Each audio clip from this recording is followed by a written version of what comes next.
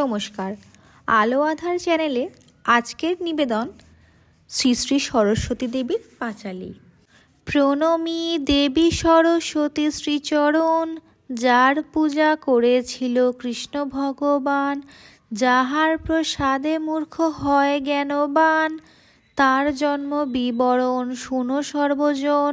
নারায়ণ ছিল যবে অনন্ত শয্যাতে, প্রকৃতির সৃষ্টি হয় বাম অঙ্গ হতে। একই প্রকৃতি পরে নানা মূর্তি লয়, তারই অন্য রূপ সরস্বতী যে হয়। যে পূজে যে বাসরে এই ভূমণ্ডলে, চারি বেদ সর্বশাস্ত্র তার করতলে।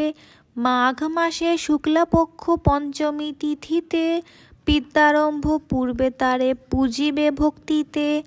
পূর্বদিনে হবিষ্যান্ন করিয়া গ্রহণ, শ্রী পঞ্চমী দিনে তারে করিবে অর্চন।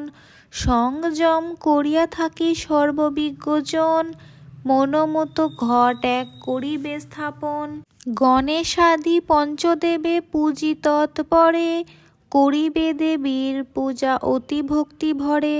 নৈবেদ্যাদি দিবে যাহা শুনো ভক্তজন, ক্ষীরননি মিষ্টান্নদি করিবে প্রদান।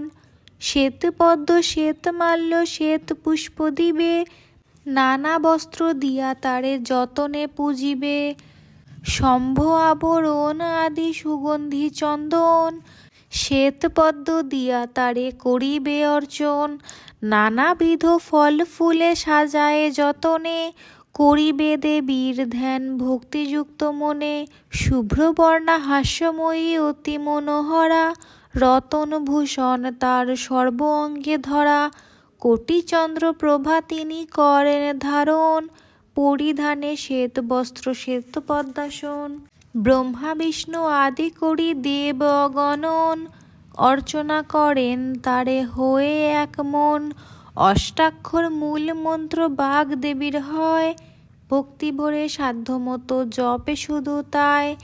এই মন্ত্র যেই জন জপে ভক্তি মনে, দেবীর বর পুত্র হয় জানিবে ভুবনে।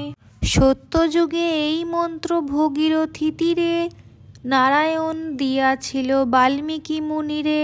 পুষ্করে শুক্রের দেন ভৃগু মহামতি, মরীচির কাছে পান গুরু বৃহস্পতি। ভৃগুরে মন্ত্র দেন দেব নারায়ণ, জরৎকারু আস্তিকেরে করেন অর্পণ। কলিযুগে কালিদাস মহামূর্খ ছিল, দেবীর কৃপায় সে যে মহাকবি হল। বাক্যের দেবতা তিনি বাগদেবী নাম, তাহার কৃপায় কথা বলি অবিরাম।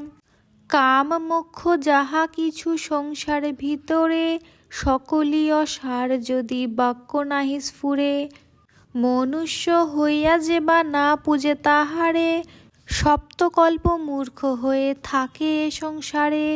অতি দুঃখে কাটে দিন নাহিক সংশয়, পূজা অন্তে বাগদেবীর বন্দনা করিবে। তারপর ভক্তি ভরে নির্মাল্য লইবে, তারপর ভক্তি ভরে নির্মাল্য লইবে।